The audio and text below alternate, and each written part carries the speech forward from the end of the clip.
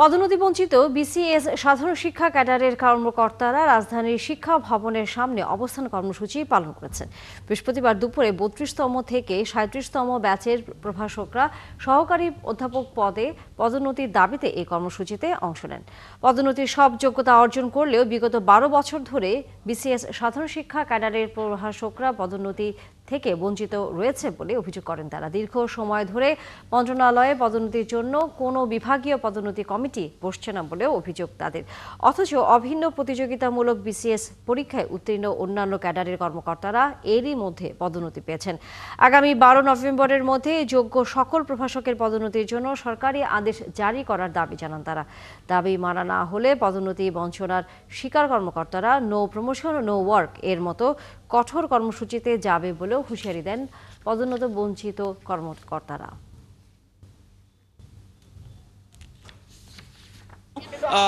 Base থেকে একেবারে ৩৭ পর্যন্ত এরা কিন্তু এখনো পদোন্নতি যোগ্য হয়েও ৩ বছর যাবত আমাদের এই পদোন্নতিটা বন্ধ রয়েছে এবং ৩৩তম বিসিএস এর যারা আছেন তারা অলরেডি চাকরি জীবনে তারা এক যুগ পার করে ফেলেছেন। তো আপনারা অবশ্যই বুঝেন যে একটা এন্ট্রি পদে যেখানে আমার নিয়োগ হয়েছে ১২ বছর সেই একই পদে থাকাটা এটা আমাদের জন্য অত্যন্ত মানসিক একটা যন্ত্রণার বিষয়। অন্যান্য সকল ক্যাডার পঞ্চম গ্রেডে ষষ্ঠ পঞ্চম বছরে ষষ্ঠ গ্রেড পূর্তি হয়, কিন্তু আমাদের শিক্ষা ক্যাডারে সেটা দেয়া হয় না।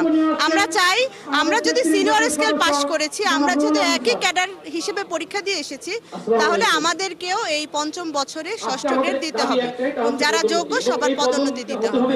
৩৩ ব্যাচ, আমি নিজে ৩৩ ব্যাচ। আমি ২০১৪ সালের ৭ আগস্ট প্রথম চাকরিতে যোগদান করি, কিন্তু আজ পর্যন্ত আমি প্রভাষক।